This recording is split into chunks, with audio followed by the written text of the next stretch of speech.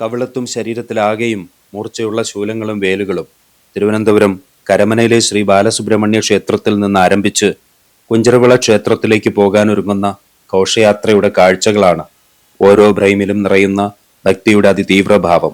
ഭക്തിക്ക് ലഹരിയുടെ തലയ്ക്ക് പിടിക്കുന്ന അല്ലെങ്കിൽ കത്തിക്കേറുന്ന തീഷ്ണമായ ഒരു വന്യത. കാഴ്ചക്കാരായി വന്നവർ തെരുവിന്റെ ഇരുവശത്തും ആപാലവൃത്തം ജനങ്ങൾ, കൂട്ടത്തിൽ ഞാനും. ചില ഫ്രെയിമുകൾ ബ്ലാക്ക് ആൻഡ് വൈറ്റ് ആക്കി നിറയെ കുങ്കുമം വാരിയിട്ടു. ആ നിറം കണ്ടാൽ യൂട്യൂബ് നമ്മളെ ഓടിക്കും.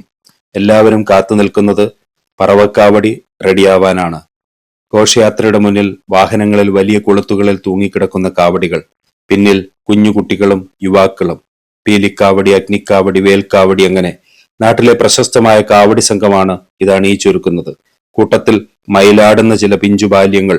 കുസൃതി മറന്ന ഭക്തിയുടെ താളം ഇതിൽ നിറയ്ക്കുന്ന കണ്ടു. വാദ്യമേളക്കാർ പക്കമേളങ്ങളും കുഴലുകളും ഒക്കെയുണ്ട്.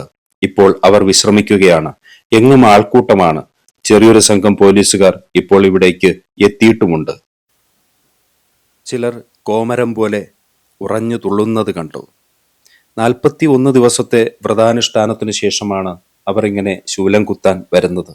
അതുകൊണ്ട് തന്നെയാണ് അവർക്ക് വേദന തെല്ലും അറിയാൻ കഴിയാതിരിക്കുന്നത്. ഒരു അത്ഭുതം തന്നെയാണത്. പീലിക്കാവടി എടുക്കുന്നവരുടെ എണ്ണവും വളരെ കൂടുതലാണ്.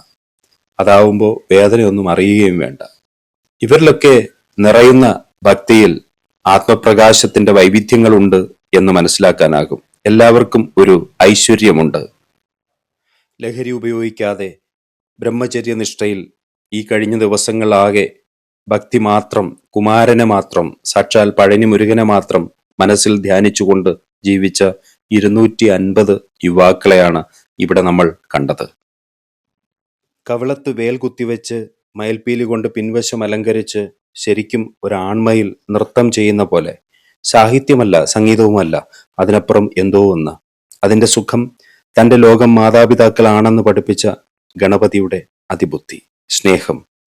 ജ്ഞാനപ്പഴത്തിനായുള്ള മത്സരത്തിൽ മയിലേറി ലോകം ചുറ്റി വന്ന കുമാരൻ തോറ്റു പിണങ്ങി പോയപ്പോൾ ശിവപാർവതി അടുത്തു വിളിച്ച് മോന്റെ പിണക്കം മാറ്റാനായി ഇങ്ങനെ പറഞ്ഞു: മോനെ, നീ തേടിയ ആ ജ്ഞാനപ്പഴം, അതും നീ തന്നെ.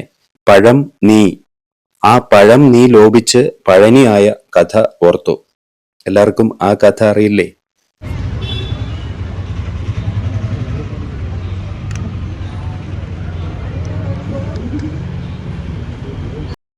അറിയാത്തവരുടെ അറിവിനായി പറയാം. കഥകളല്ല, ജ്ഞാനമാണ്. തത്വങ്ങളും ആത്മപ്രകാശവും നേടാനുള്ള സാരോപദേശങ്ങളാണ്. പണ്ടൊരിക്കൽ നാരദ മഹർഷി അതിദിവ്യമായ ഒരു ഖനി ശിവഭഗവാന് കാഴ്ചവെച്ചു, ജ്ഞാനപ്പഴം.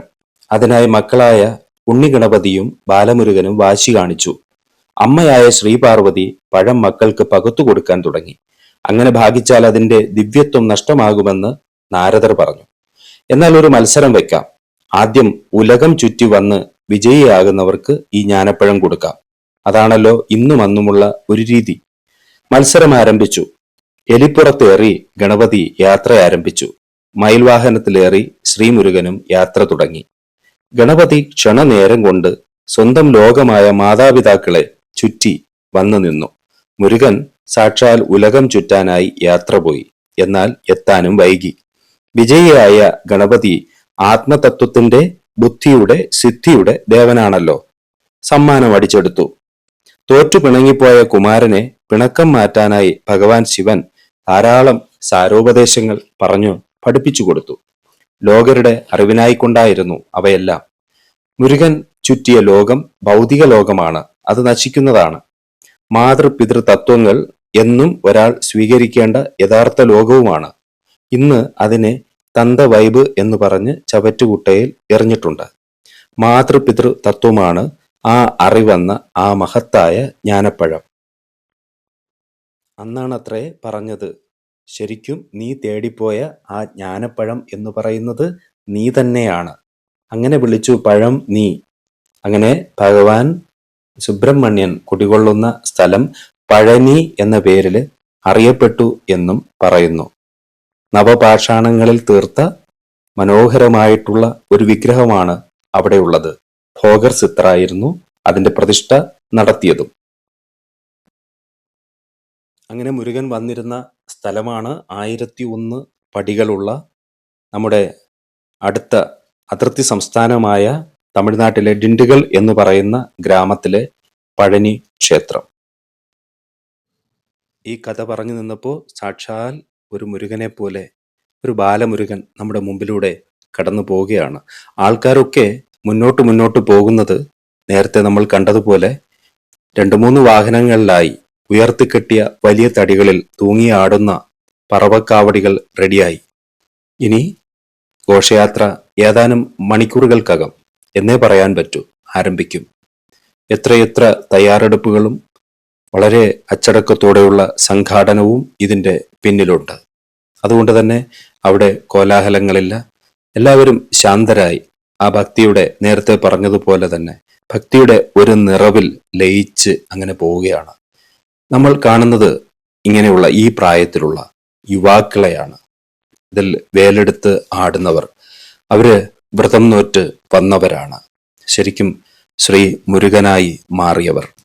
ഈ ലോകം മുഴുവൻ ഈ രൂപത്തിൽ നന്മ നിറയട്ടെ. കാരണം കഴിഞ്ഞ 41 ദിവസം യാതൊരു വിധമായിട്ടുള്ള ലഹരിയുടെ ഉപയോഗങ്ങൾ ഒന്നുമില്ലാതെ, മത്സ്യ മാംസാദികൾ ഭക്ഷിക്കാതെ, ശരിക്കും ഈ മുരുകനെ മാത്രം മനസ്സിൽ ധ്യാനിച്ചുകൊണ്ട് എപ്പോഴും ഉപവിഷ്ടനായ ഉപാസനയായ ദേവസങ്കല്പത്തെ ഹൃദയത്തിലേറ്റിക്കൊണ്ട് വന്ന് നിറഞ്ഞു നിൽക്കുന്ന ആൾക്കാരുടെ കാഴ്ചയാണ് നമ്മളിവിടെ കാണുന്നത്. വീണ്ടും ആവർത്തിച്ചു പറയുന്നു, ഇത് തിരുവനന്തപുരത്താണ്.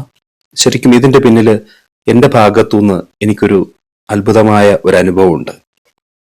ഇവിടുത്തെ തിരുവനന്തപുരത്തെ ഏറ്റവും പ്രശസ്തമായ ഒരമ്പലമാണ് ഞങ്ങളുടെ അടുത്തുള്ള ഇടപ്പഴനി എന്ന് പറയുന്ന, ഇടപ്പഴഞ്ഞി എന്ന് പേരുമാറിയ ഒരമ്പലം. അവിടെ കാവടിയുണ്ട്. ഈ കാവടിയാണ് ഞാൻ പ്രതീക്ഷിച്ചത്. അങ്ങനെ ആ കാവടി പകർത്താനായി ഞാൻ രാവിലെ ആ അമ്പലത്തിന്റെ പരിസരത്ത് എത്തി കാത്തു നിന്നു. പക്ഷേ അവിടുത്തെ കാവടി ക്ഷേത്ര പരിസരത്ത് മാത്രമായിരുന്നു. ശ്രീകോവിലിന് ചുറ്റും മാത്രമായി ഉള്ള ഒരു ചടങ്ങായിരുന്നു. അതുകൊണ്ട് തന്നെ ആ വിഷ്വൽസ് കിട്ടിയില്ല.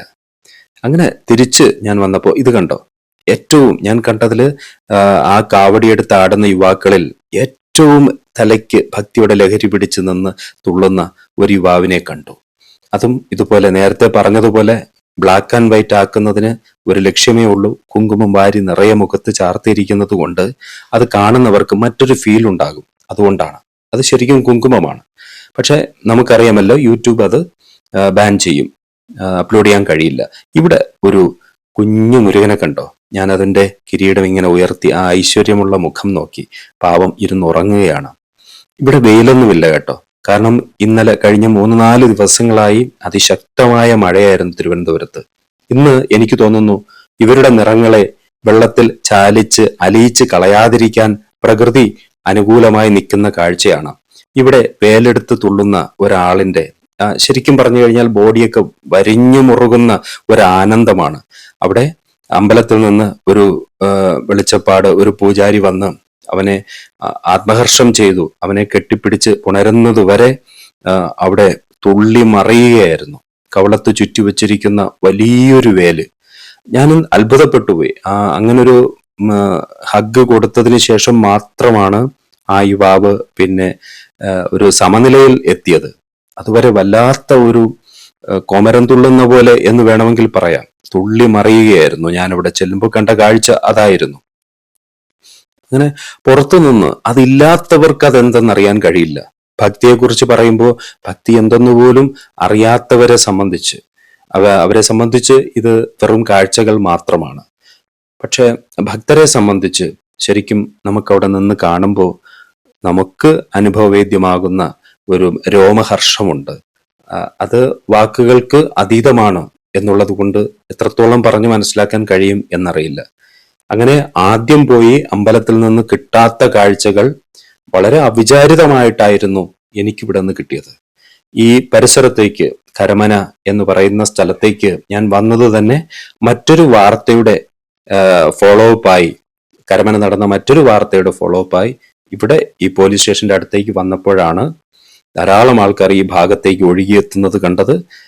കാഴ്ചയുടെ വൈവിധ്യങ്ങളെ സമ്പന്നതകളെ ആയിരുന്നു പിന്നെ അടുത്ത ഏതാനും മണിക്കൂറുകൾ എൻ്റെ ക്യാമറ പകർത്തിയെടുത്തത്.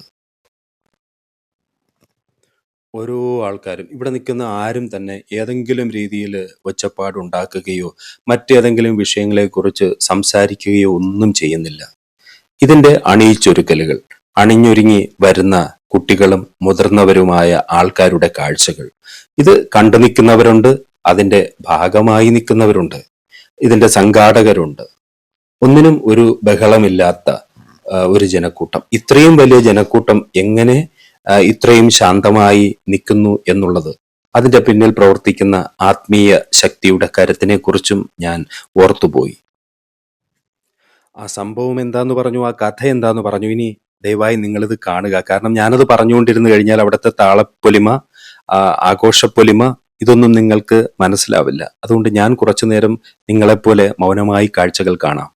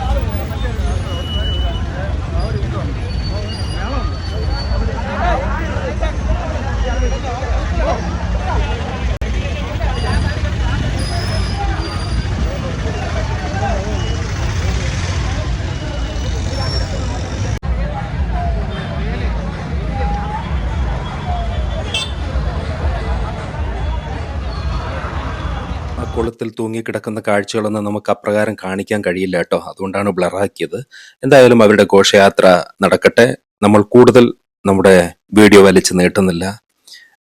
കണ്ട കൂടെ നിന്ന എല്ലാ പ്രേക്ഷകർക്കും ഈശ്വരാനുഗ്രഹം ഉണ്ടാകട്ടെ, നന്മകൾ ഉണ്ടാകട്ടെ. നന്ദി, നന്ദി, നന്ദി.